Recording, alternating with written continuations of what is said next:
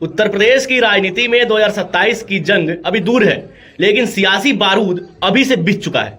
लखनऊ से लेकर दिल्ली तक एक ही सवाल है, क्या 2027 में भाजपा का चेहरा वही रहेगा? क्या ब्राह्मण असंतोष की चर्चा हकीकत है या सिर्फ नैरेटिव? और सबसे बड़ा सवाल, क्या आरएसएस ने नई रणनीति का ब्लूप्रिंट तैयार कर लिया है? मुख्यमंत्री योगी आदित्यनाथ की मुलाकात मोहन भागवत से होती है, फिर अलग अलग जाकर डिप्टी सीएम केशव प्रसाद मौर्य और ब्रजेश पाठक भी मुलाकात करते हैं। सवाल उठता है कि क्या यह सिर्फ औपचारिक बैठक थी या फिर 2027 से पहले अंदरूनी संतुलन साधने की कवायद थी। राजनीतिक गलियारों में चर्चा है कि भाजपा अब सिर्फ विकास के मुद्दे पर नहीं बल्कि सामाजिक इंजीनियरिंग 2.0 पर भी काम कर रही है।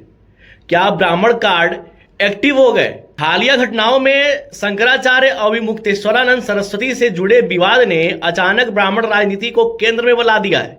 डिप्टी सीएम ब्रजेश पाठक की सक्रियता, ब्राह्मण समुदाय के साथ संवाद, ब्राह्मण बटुकों का सम्मान, क्या यह साफ संकेत है कि भाजपा ब्राह्मण वोट को लेकर सतर्क है?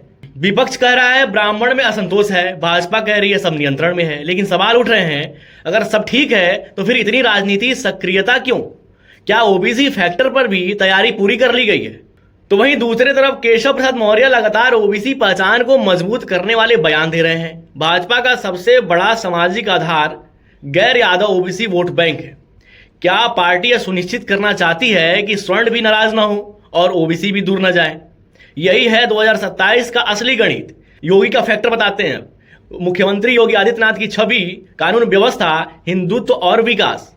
भाजपा 2022 में इसी मॉडल पर जीती थी, लेकिन 2027 में क्या सिर्फ यही मॉडल काफी होगा? क्या विपक्ष जातीय समीकरणों से चुनौती देगा? क्या भाजपा डबल इंजन प्लस सामाजिक संतुलन का नया फार्मूला लेकर आएगी? क्या है आरएसएस की भूमिका? आरएसएस प्रमुख मोहन भागवत की सक्रियता को हल्के में नहीं लिया जा सकता है। जब चुनाव नजदीक होते हैं तो संगठन बैकग्राउंड में समीकरण मजबूत करता है।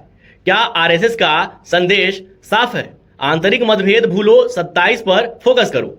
2027 की लड़ाई सिर्फ सीटों की नहीं होगी, यह होगी नैरेटिव की लड़ाई, यह होगी सामाजिक संतुलन की लड़ाई और होगी नेतृत्व की पकड़ की परीक्षा।